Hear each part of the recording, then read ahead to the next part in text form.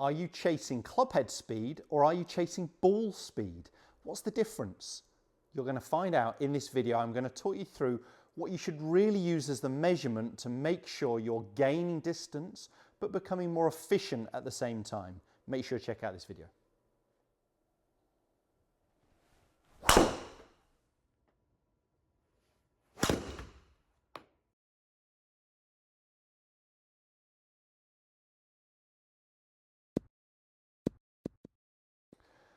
So that one there, the data's just coming up, felt terrible, I'll be honest.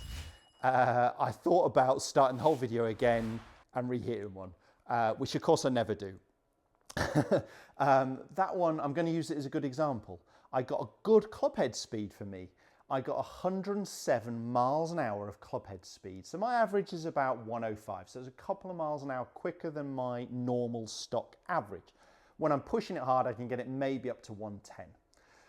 But I got a ball speed there of 144, so my efficiency was pretty poor. Now, you may not have access to a launch monitor where you're going to get all that data. So you're going to have to look at club head speed and then get a gauge on distance. If there's any way you can measure club head speed and ball speed, that is going to tell you how efficient the strike is.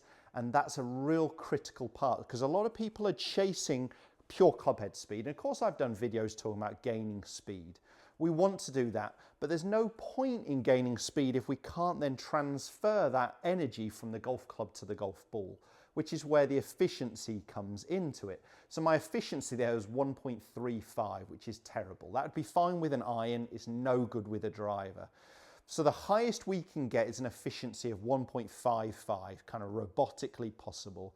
Normally humanly possible, we tend to see those 1.50 efficiency figures with elite golfers. And that just means the ball is traveling 1.5 times quicker than the club head. So if I got the club head traveling 100, I could get the ball traveling 150. So I should have, with that club head speed, got a ball speed over 155, closer to 160, which would have given me even more yardage, even more distance. Now, it wasn't terrible. Well, it was. It was a 240 carry. On a better shot, I can carry it 260. So it was about 20 yards down on distance. And that was really down to strike location. I hit it very high, very toe. So my point with this video, and it's only a short video, is yes, we can look at chasing club head speed, but we need to look at strike and efficiency. There's no point in generating high speed if we're not passing that energy. The main way we pass the energy from the golf club to the golf ball is hitting the ball out the center. That's no surprise for most golfers, I wouldn't have thought. But I want you to look at a center, not only from heel toe, but also bottom to top. So if you're striking the ball higher in the head, maybe try a lower tee, maybe try a higher angle of attack by moving that ball more forwards. I don't know your golf swing, so I can't give you the exact, okay? But I would look at where you strike the golf ball and let's try and aim for middle. If we're going to be either way, we're better hitting it a little high and a little toey. But we're only talking about a little, because I tented everything a bit that way, and that was definitely too much high toe. Where if we hit the ball right where the top of the golf club is, we're also likely to be hitting the golf club or the shot with a lot more dynamic loft, because the club face is curved. So when we're hitting it where there's more loft, we're not going to be as efficient either. So we need that ball to come out the middle to pass that energy from club head speed to ball speed, gain that efficiency, gain that distance.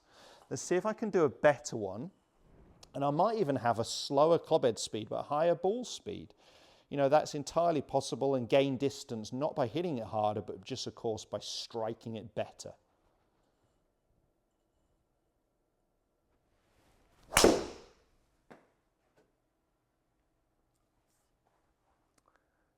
And I think that was going to be a pretty good example of it, actually.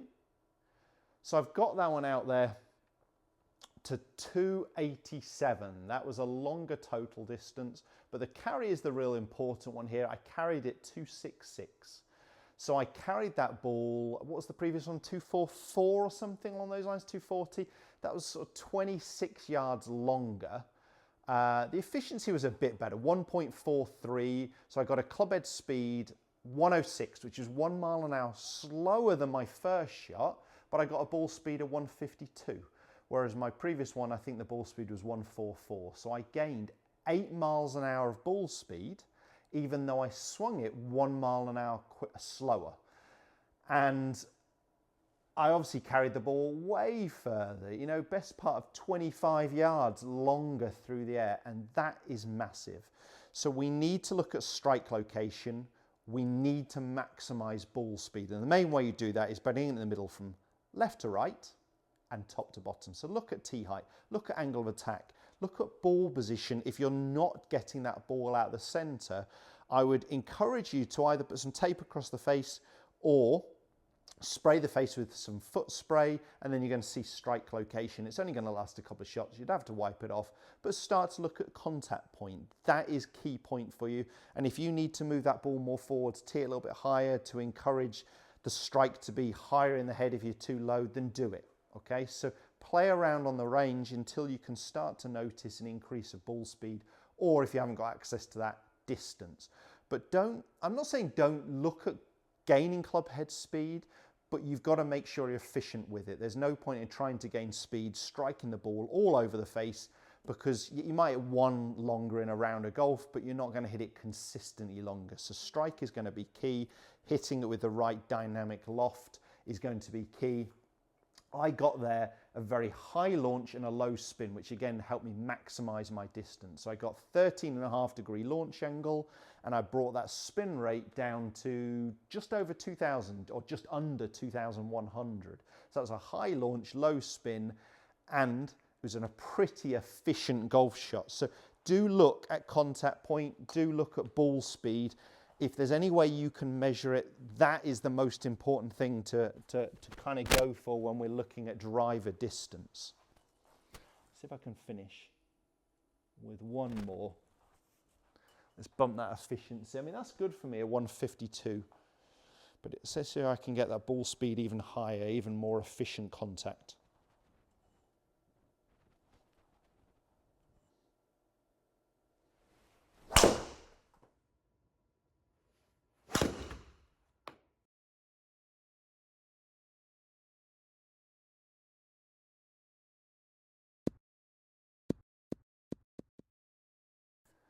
So that was my longest out the bunch.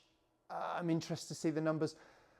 It was 1 mile an hour quicker club head speed, 1 mile an hour quicker ball speed. So the efficiency was pretty similar. That was good carry distance for me, 265. I gained a bit by going sort of 25 yards or so, nearly 30 left of target. But I got reasonable efficiency there, 1.42.